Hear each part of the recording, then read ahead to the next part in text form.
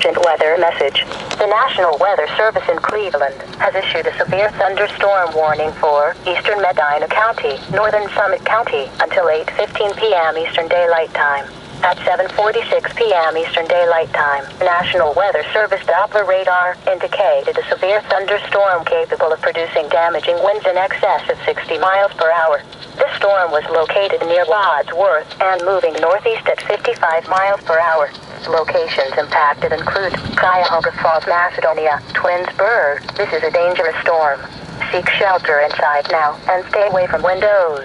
Repeating, a severe thunderstorm warning has been issued until 8:15 p.m. Eastern Daylight Time for the following counties in Ohio, Medina, and Summit.